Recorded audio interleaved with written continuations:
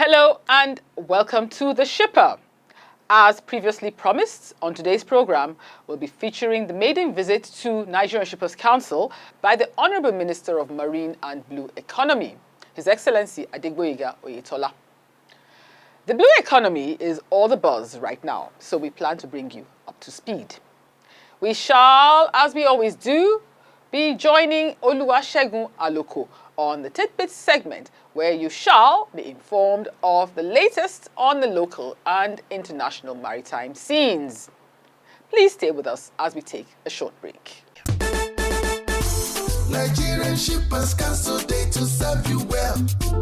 No matter the problem, we go solve them for you. Yes, so the Nigerian Shippers Council, they feel in a parole now for every level. And as soon as goods, they move from port A, go enter port B with a measure within on a need. For the Nigerian Shippers Council, we don't sharp proper to fit hear you wella, work with you wella, and help you fit serve your customers them better, no matter where them day. As we country port economic regulator, the Nigerian Shippers Council get every now to fit make government consider the problem where shippers them they face. Visit we office for number 4 or to buy your daily show your daily lane. Papa, email us for nsc@shipperscouncil.gov.ng. We website now www.shipperscouncil.gov.ng. For you, we dey gidigba, Nigerian Shippers Council with a meeting now for the port of Nani. Welcome back. This is The Shipper, brought to you by Nigerian Shippers Council, the nation's port economic regulator. My name is Rekia Zikru Yagoyaju.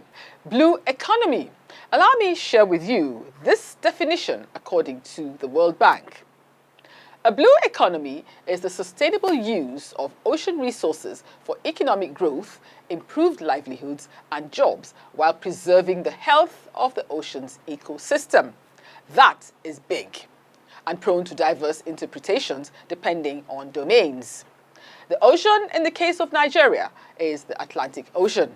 Nigeria has, by appointing a minister of the blue economy, in essence, thrown its hat into the ring.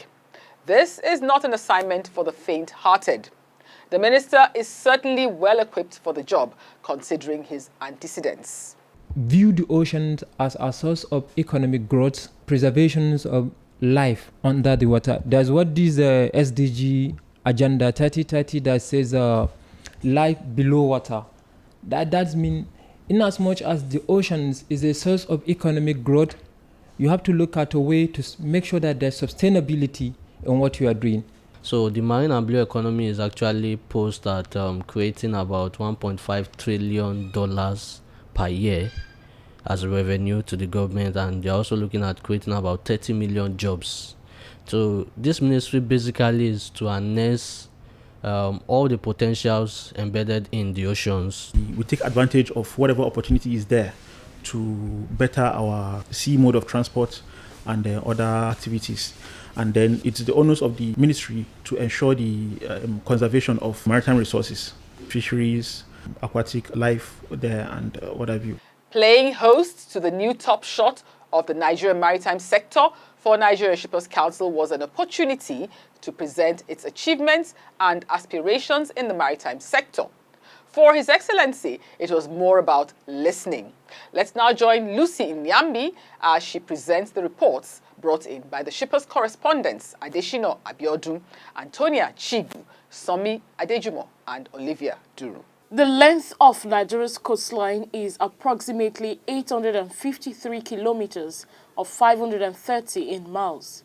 The coastline runs along the Gulf of Guinea, also known as GOG, which is a major maritime region in West Africa and for the world, an important transatlantic route.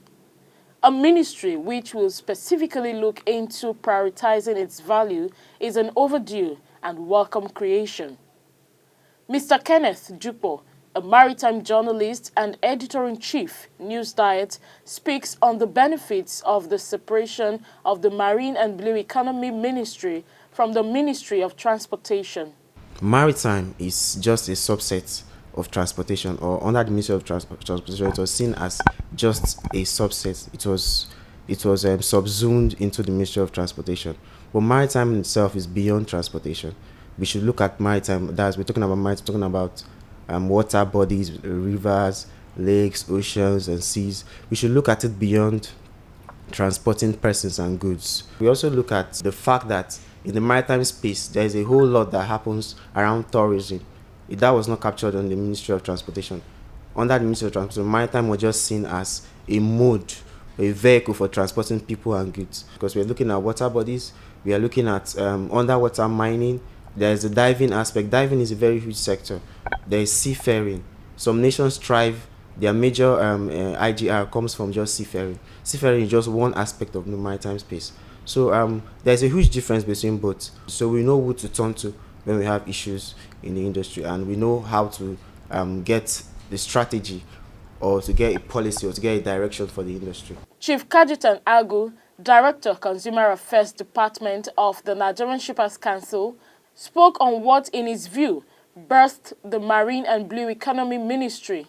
He also spotlighted the advantages. As outlined by the AU, there are certain documents that support the blue economy. Some of these documents include the African Maritime Charter of 2010, the African Integrated Maritime Strategy of 2050, Agenda 2063, and finally the Lome Charter.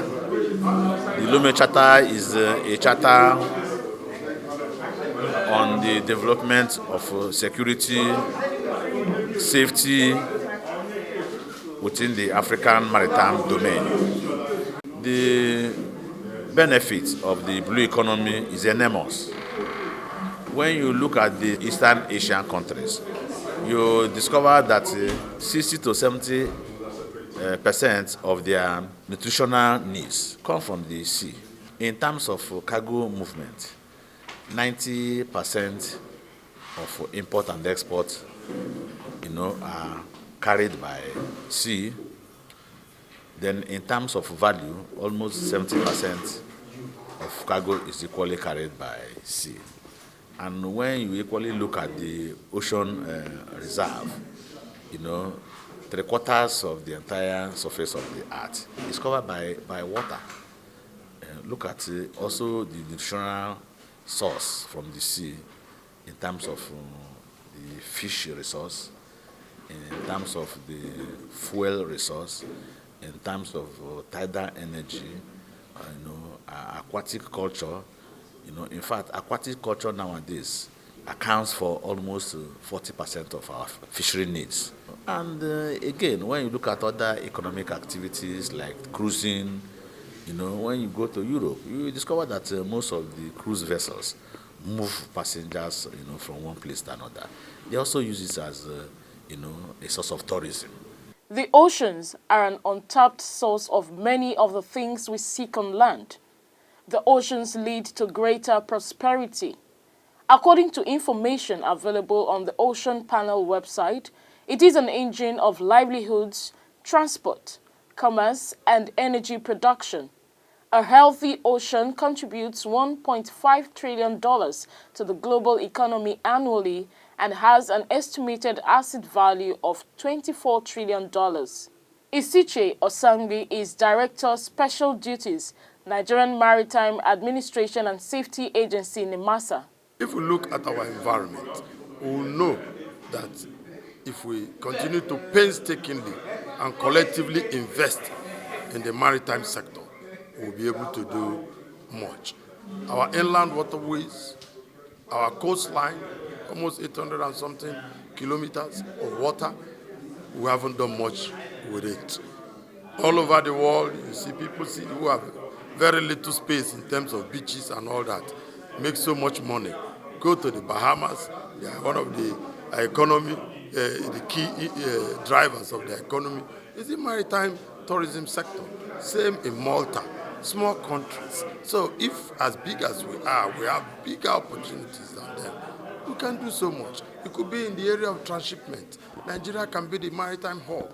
It could also be in the area of national shipping line like the government is thinking about now, where we may now have come to have, new shipping line which can be owned by Nigerians partially and by other investors, partly by government, but most importantly private driven, that will provide the opportunity for people to have great job opportunities to work and also carry cargoes, Nigerian cargoes, and both in and out. The Managing Director, Nigerian Ports Authority, speaking through Malam Jubril Buba, Tinkan Island Port Manager, spoke about several industries which would be better enhanced with the creation of the Marine and Blue Economy Ministry. Apart from the fisheries, which deliberately can form a sort of consortium and then move the economy forward, the blue economy forward, we'll also have, like other countries, the net industry. The net industry in countries like India generates up to thousands of employment. Why do we have to import the nets and the craft that were used in fishing? So if you can help us push for the net industry, it will in fact assist in boosting also the fishing industry. And then also we have the welders of the crafts itself. That's entirely another industry that will come up under fisheries alone. So these are things that can generate serious employment opportunities, forex, and other things into our economy. The Minister, Marine and Blue Economy, His Excellency Adegboyega Oyetola, who was recently at the headquarters of the Nigerian Shippers Council as part of a familiarization tour of departments and agencies under his ministry's supervision, was heartily welcomed by Right Honorable Emmanuel Jime, the Executive Secretary, as well as top management of Shippers Council. This agency of yours that you supervise on, I say with you with the greatest humility, is the laboratory where policy making in this industry that drives the marine space is actually cultivated. And I've looked at you, I've seen your body language, and I think immediately you assume office, there is this passion that you have displayed to make certain that as you supervise this very strategic nerve center of the nation's economy, that you will be impactful. That, I believe, is the body language that you have shown.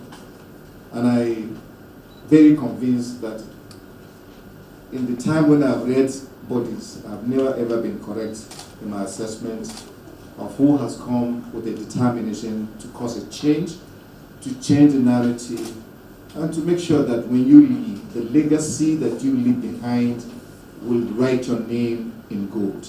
Director, Strategic Planning and Research Department, Mr. Rotimi Anifowoshe, followed with a presentation of the Council structure, goals and objectives. He also gave an insight into the workings of the Council's offices in the 6 geopolitical zones and rounded up with a request for the Minister to look into assisting the Council in improving its effectiveness as regulator to make the Nigerian maritime space the leader in the sub-region. Suffice to say that before Shippers Council involvement in the port concession agreement, there wasn't such inclusion, but now we have such included in the concession agreement, and the Council is recognized as the port economic regulator in such agreement. Honorable Minister, sir, I will take you to our services. The Council has a 6 focal point of services. we have the regulatory services, we have the stakeholders stroke industry support services, we have the stakeholders representation services, we have advisory and advocacy services, we have information services, and the last but not the least of these services, we have education and enlightenment services. We set tariff and rates. We have promoted the establishment of inland dry ports. We have promoted the establishment of vehicle transit areas. We have also ensured that border information centers have been established. The minister thanked the gathering of management staff of the council and said the Blue Economy Ministry's footing can only be strengthened by the activities of an effective regulator. He asked the management staff to see themselves as civil servants in business as they deal primarily with purely business people. This, according to him, is the only way to align collective interests and grow the Nigerian economy.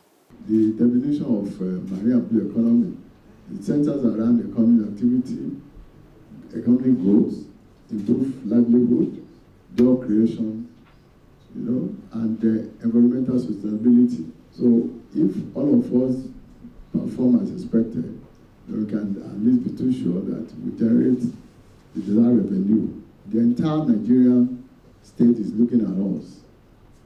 When it comes to economic diversification, they believe this is where to be. And I don't see why we should not be able to do so. So I'm charging all of us to be more creative, see yourself as civil servant in business. Let me put it that way.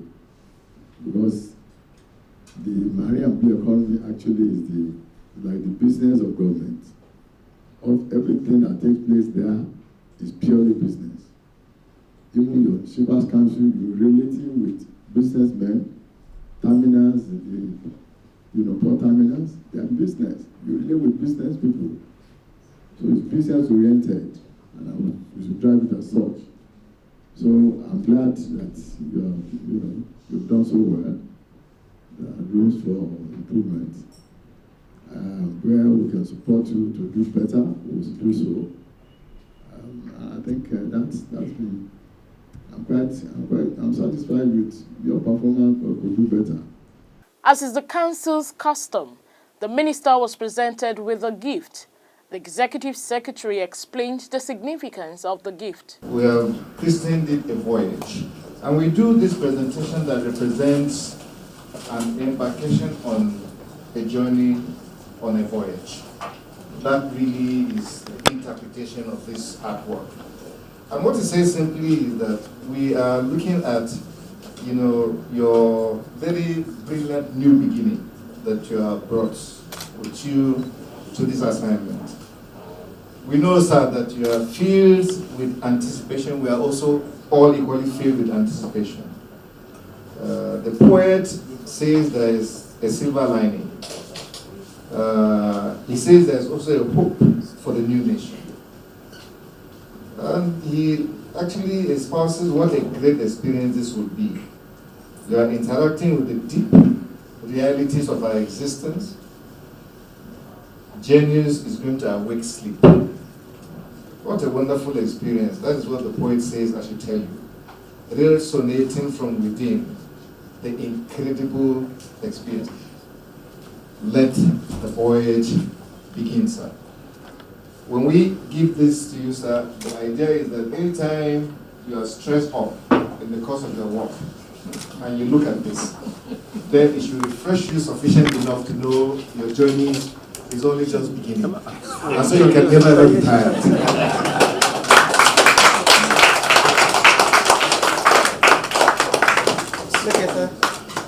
As a country endowed with a vast coastline and abundant marine resources, Nigeria stands to benefit greatly from a ministry fully dedicated to developing its blue economy.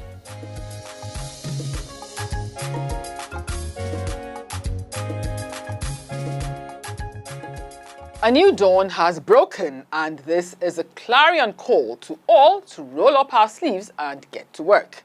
The marine and blue economy is set to provide economic diversification, sustainable resource development, job creation, and of course, much needed increased revenue for our dear country.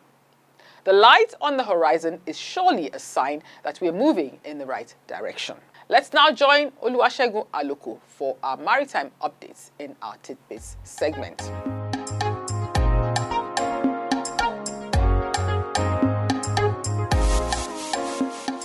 The intriguing theme of the Nigerian Shippers Council's Professionalism Week Talkshop was Pursue, Acquire, Innovate. It was organized by the Servicom unit of the Council. The three-day event featured speakers discussing various aspects of professionalism, including computer literacy, self-motivation, and early retirement planning. Executive Secretary and Chief Executive Officer, Right Honorable Emmanuel Ejime, in his keynote address, emphasized the importance of continuous improvement in service delivery. Likewise, Ms. Bose Thompson, Deputy Director, Servicom Unit, who highlighted the importance of paying attention to details and staying updated with professional developments. The event aims to promote professionalism and efficiency within the organization, aligning with the Council's mission to develop and sustain a professional workforce driven by knowledge and technology for consolidation and sustainable growth. The Nigerian Shippers Council recently held its third quarter punctuality awards program aimed at motivating staff. Representing the Executive Secretary and Chief Executive Officer Honorable Emmanuel Ejime, Director, Legal Services Department, Alhaji Saleh Bala, expressed the CEO's desire to fostering a culture of excellence and healthy competition among staff. He commended the awardees for their punctuality. Awards were presented in three categories: consolation prizes, individual position awards, and Boss Route awards. One of the recipients, Ms. Folashade Ajayi, was recognized for a top position in the individual position awards, while Festac Boss secured the first position in the Boss Route awards category. We are still urging stakeholders in the maritime sector to explore our website at www.shipperscouncil.gov.ng to gain ample knowledge of the services we provide and to lodge any complaints they might have. It's time to check our register for complaints received from 24th September to 30th September 2023.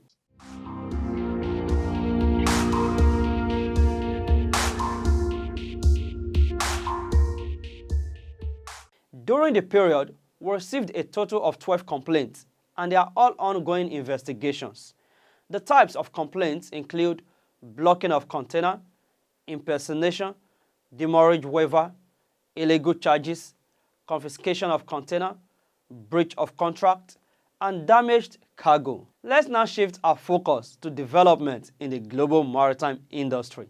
On Merchant Navy Day, the UK government honored 11 seafarers with the prestigious Merchant Navy medals for their remarkable contributions to the maritime sector. Among the recipients were Captain Erwan Rattray, who advocates for safety and mental health following a career-ending injury, and Katie Womersley, an operational director known for her passionate promotion of diversity within the industry. These individuals have demonstrated exceptional dedication, innovation, and commitment to the maritime field, setting a high standard for others to follow. China is set to launch its first zero-emission battery-powered cruise ship, the Shanghai Jiushi. Developed by the Shanghai Institute of Marine Equipment Research, the vessel emits no pollution and operates quietly. Measuring 41.51 meters in length and 10.9 meters in width, it accommodates 150 passengers. The ship is part of China's efforts to reduce carbon emissions, aligning with national emission reduction and carbon neutrality goals, while supporting Shanghai's maritime development targets. It is expected to commence service later this year, contributing to cleaner tourism along the Yangpu River in Shanghai.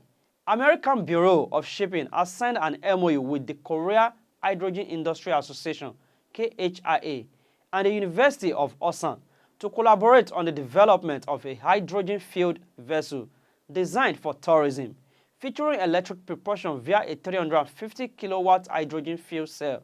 This project aligns with Korea's national hydrogen strategy and aims to advance hydrogen technology in the maritime sector. ABS, as a key partner, will provide technical expertise to enhance maritime safety during the transition to clean energy. And that's it on Tidbits for this week.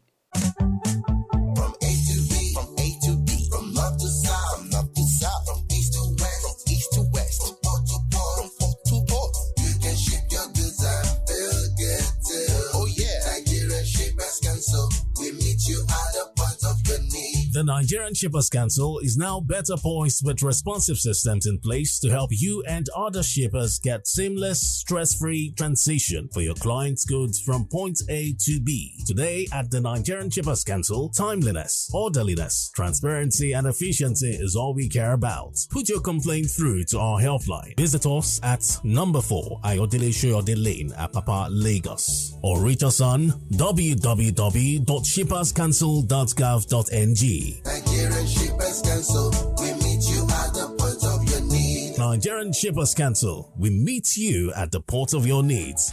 It's been a great pleasure, as always, bringing you this program. As we drop anchor here, we wish you fair winds on your voyages. Do have a swimmingly great week ahead.